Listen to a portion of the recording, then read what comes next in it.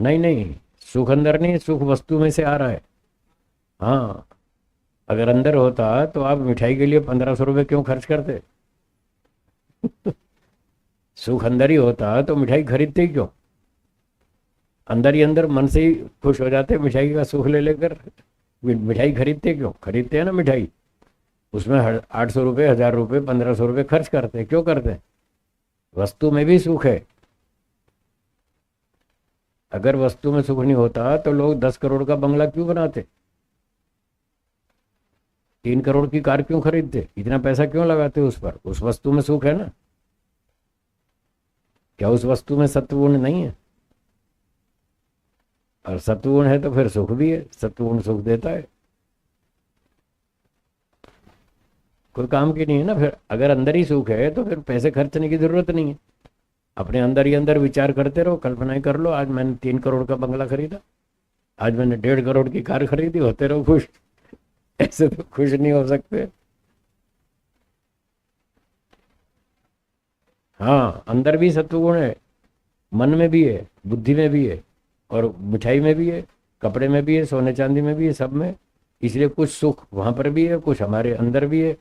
तो जब वो बाहर से जो सुख आता है और अंदर वाले सत्वगुण से मैच करता है तो सुख हमको फीलिंग होती है, सुख की फीलिंग होती है। बाहर से भी अच्छा टेस्ट आ रहा है और अंदर विचार भी अच्छा है, तो फिर दोनों जब मैच करते हैं ना सत्वगुण, तब फिर व्यक्ति को सुख की अनुभूति होती है। और वही सब्जी खा करके अंदर मैच नहीं कर रहा विचार, सब्जी वही टिंडेगी। दादाजी को तो मैच कर रही है, पोते को मैच नहीं कर रही, तो वो उसको पोते को सुख नहीं देगी और दादाजी खुश हो जाएंगे, क्या बढ़िया सब्जी बनी। कुछ बात स्पष्ट हुई? और शंका है तो बोलो। हाँ हाँ, ठीक है, ज्ञान से सुख होता है, बिल्कुल ठीक।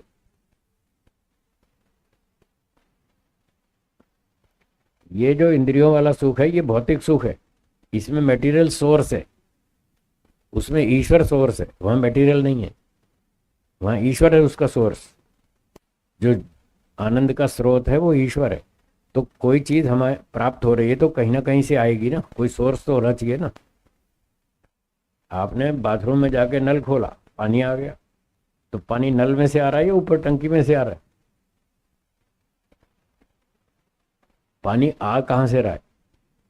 और टंकी में पानी खत्म हो तो नहीं आएगा। तो जो नल में पानी आ रहा है उसका सोर्स है ऊपर टंकी। ये बात पकड़ने की, कोई ना कोई सोर्स होगा, कोई स्रोत होगा जहां से वो चीज आ रही है। हमारे पास आनंद होता तो हम भटकते क्यों? आदमी सुबह से रात तक भटक रहा है सुख के लिए, ये खाना, वो घूमना, यहाँ पार्टी में जाना, वहाँ डांस करना, ये कपड़े पहनना, ये फैशन करना। ये किस लिए कर रहे हैं? सब सुख के लिए तो कर रहे हैं। यदि ये सारा सुख अपने पास पहले से होता तो ये सारा नाटक क्यों करते? क्यों इतने पैसे खर्चते? क्यों देश विदेश की यात्रा करते? अर्थात अपने पास नहीं है तभी तो ये सब मेहनत कर रहे हैं। पैसे कमाओ, खाओ पियो, डांस करो, पार्टी में जाओ, थोड़ा सुख मिलेगा। यानी सुख का जो वर्तमान में इंद्रियों से हम सुख भोग रहे हैं वो प्रकृति में से आ रहा है, उसका सोर्स प्रकृति है। और प्रकृति में सुख है, इस बात का उत्तर सत्वगुण है, सत्वगुण में सुख है, सत्वगुण प्रकृति का हिस्सा है। तो इससे सिद्ध हुआ खीर पूरी हलवे लड्डू मिठाई में सुख है। तो जब हम इंद्रिय से उस विषय को ग्रहण करते हैं, इंद्रिय का काम तो गंध रस रूप आदि विषयों का ग्रहण कराना है, उसके अंदर सुख छिपा हुआ है। इंद्रिय सीधा सीधा सुख को नहीं भोगती है या भुगवाती है, वो बस विषय को पकड़ती है। फिर आगे मन के विचार उसमें ऐड होते हैं, तब जाके फिर सुख के ग्रहण मन से होता है। न्याय दर्शन में लिखा है कि सुख दुख के प्रत्यक्ष के लिए आपको फिर अलग सूत्र बनाना चाहिए। इंद्रियार सन्निकर्षोत्पन्नम ज्ञानम, वो सूत्र आपने पढ़ा है ना। तो उसमें कहा इंद्रिय और अर्थ के सन्निकर्ष से ज्ञान उत्पन्न होता है, वो प्रत्यक्ष है। तो वहां भाष्यकार वात्स्यायन जी ने कहा कि अगर इंद्रियार सन्निकर्ष से ज्ञान उत्पन्न होता है और उसका नाम प्रत्यक्ष है, तो इंद्रियां तो बाहर देखती है, आंख तो बाहर का रूप देखती है, कान बाहर के शब्द सुनता है, इंद्रियां तो सब बाहर देखती हैं। जो अंदर की चीजें उसका प्रत्यक्ष कैसे करोगे? उसके लिए फिर आपको अलग सूत्र बनाना चाहिए।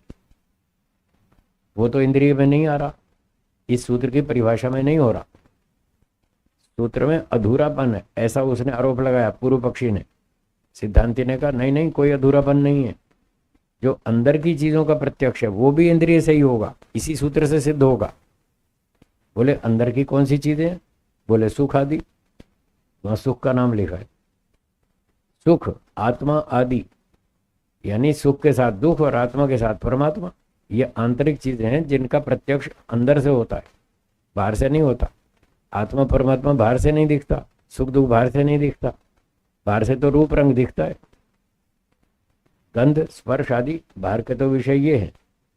तो आंतरिक सुख दुख की अनुभूति किस इंद्रिय से होगी? तो कहा मन से होगी। मनसस तरहि इंद्रिय भावात, मन इंद्रिय है तो इंद्रियार सन्निकर्ष उत्पन्नम ज्ञानम प्रत्यक्षम, तो इंद्रिय से प्रत्यक्ष हो जाएगा, मन नामक इंद्रिय से। वो अंदर का प्रत्यक्ष मन से होगा। अब कई अनाड़ी लोग हैं, वो कहते हैं परमात्मा के प्रत्यक्ष के लिए मन की जरूरत नहीं है। क्यों नहीं है भाई? सूत्रकार भाष्यकार तो कह रहे हैं कि मन से प्रत्यक्ष होगा, इंद्रिय के बिना प्रत्यक्ष होता नहीं। बाह्य वस्तुओं के लिए 5 इंद्रियां, आंख नाक कान रसना त्वचा, ये बाह्य इंद्रियों के प्रत्यक्ष, बाह्य वस्तुओं के प्रत्यक्ष के लिए 5 इंद्रियां, और अंदर की चीजों के प्रत्यक्ष के लिए 6ठी इंद्रिय, वो है मन। तो मन से आत्मा का प्रत्यक्ष होता है, परमात्मा का भी प्रत्यक्ष होता है, मन से होता है। जो लोग कहते हैं परमात्मा के प्रत्यक्ष में मन की जरूरत नहीं है, उनके पास हेतु कुछ भी नहीं। ऐसे लोगों से मेरा प्रश्न है, क्या आत्मा के प्रत्यक्ष के लिए मन की जरूरत है? वो कहते हैं हाँ है। संप्रज्ञा समाधि में आत्मा का प्रत्यक्ष होता है, और वहां पर लिखा है कि चित्त से आलंबन है, चित्त के आलंबन में ये सारी चीजों का प्रत्यक्ष होता है। जब अपना प्रत्यक्ष करने के लिए चित्त चाहिए, तो ईश्वर का प्रत्यक्ष करने के लिए चित्त क्यों नहीं चाहिए? क्या हेतु है? ऐसी खामखा झूठी बातें उड़ाते रहते हैं लोग। जब तक जीवात्मा शरीरधारी है तब तक उसको हर काम करने के लिए साधन चाहिए, मन भी चाहिए, बुद्धि भी चाहिए, इंद्रियां भी चाहिए, अहंकार भी चाहिए, शरीर भी, सब कुछ चाहिए, तब जाके वो कुछ काम कर सकता है। शरीरधारी अवस्था में सारे साधन चाहिए,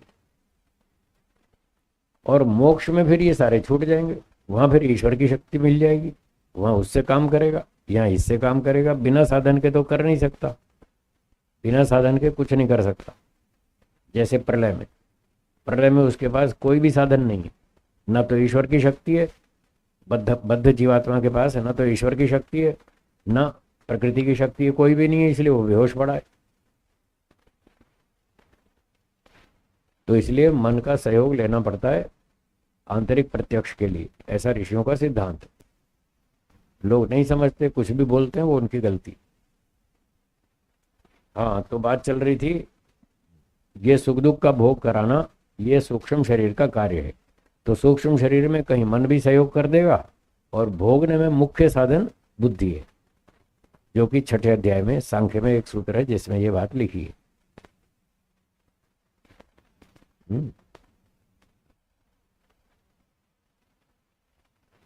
सूत्र भी बता दूं कौन सा है?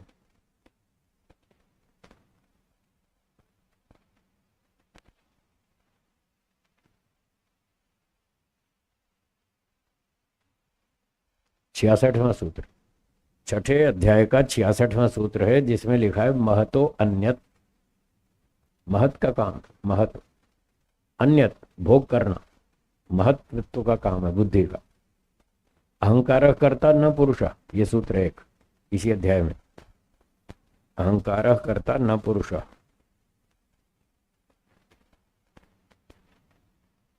इसका अर्थ बताता हूं। इसमें भी लोगों को बहुत भ्रांति है। 54वां सूत्र है, 54, 6ठा अध्याय मेरी पुस्तक में 123, पृष्ठ संख्या 123, 1 2 3। अहंकार करता न पुरुष, कर्म करने में अहंकार साधन है।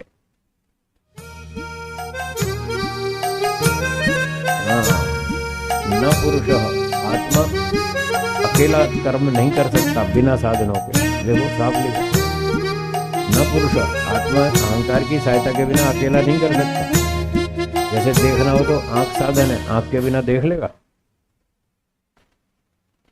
जैसे आंख के बिना देख नहीं सकता, कान के बिना सुन नहीं सकता, वाणी के बिना बोल नहीं सकता, कर्म करने करने में अहंकार के बिना नहीं कर सकता।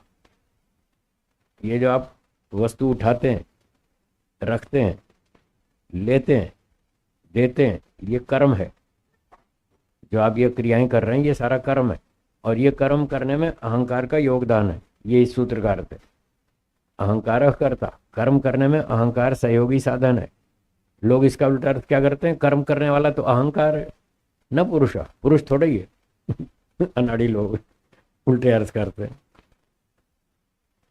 अहंकार जड़ है या चेतन? क्या जड़ वस्तु अपने आप कर्म कर सकती है? फिर अहंकार कैसे करेगा? वो तो जड़ है। चेतन आत्मा है, वो करता है कर्म। बस वो अल्पशक्तिमान है, अकेला नहीं कर सकता, उसको साधन चाहिए। आपको कार का नट बोल्ट खोलना हो तो हाथ से तो नहीं खुलेगा ना। हाँ, स्पैनर चाहिए, उससे खुलेगा। स्क्रू टाइट करना है तो फिर स्क्रू ड्राइवर चाहिए, तब आप उससे कर पाएंगे, वो साधन चाहिए। तो ऐसे हर काम में जीवात्मा अल्पशक्तिमान है, उसको साधनों की जरूरत पड़ती। ये बाह्य साधन है स्क्रू ड्राइवर, और ये आंतरिक साधन है मन, बुद्धि, अहंकार। तो ये कह रहे हैं अहंकार करता। जब आप काम करते हैं तो अहंकार का सहयोग लेना पड़ता है। आप कहते हैं मैं देख रहा, ये हूं बोला ना आपने, ये अहंकार का सहयोग है। मैं देख रहा हूं, मैं पढ़ रहा हूं, मैं चल रहा हूं, ये देखो अहंकार का सहयोग है, वो चलने में मदद कर रहा है हमारी। तो अहंकार कर्म करने में सहयोगी है। और महतो अन्यत 66वां सूत्र है, जो कह रहा है कि अन्यत कर्म करने से जो अन्यत है, भोगना, सुख दुख को भोगना, वो महत का काम है। इसलिए कहा महतो अन्यत, वो बुद्धि का काम है। तो बुद्धि सुख दुख का भोग कराती है, ये प्रमाण है। हर जगह तात्पर्य समझना पड़ता है, हर जगह। आप भी 10 जगह पर दिन भर जो भाषा बोलते हैं वहां पर कहते हैं भाई तुमने मेरी बात समझी नहीं ठीक से, मैं ये थोड़ी कह रहा हूं। आपका तात्पर्य हर जगह उसको भी तो समझना पड़ेगा।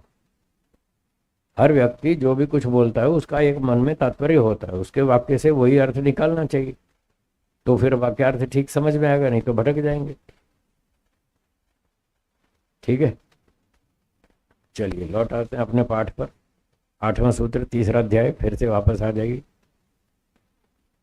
तो पूर्वोत्पत्तेस तत्कार्यत्वम, जो सृष्टि के आरंभ में उत्पन्न हुआ था उसका कार्य है भोगात, भोग कराना, सुख दुख का भोग कराना। सृष्टि के आरंभ में उत्पन्न हुआ था महत्त्व और आगे सारा सूक्ष्म शरीर। तो इस सूक्ष्म शरीर का कार्य है, न इतरस्य, स्थूल शरीर का काम नहीं है सुख दुख का भोग कराना। वो तो थोड़ा सा हेल्प करता है, मदद करता है, सपोर्ट करता है। ठीक है, आगे चल।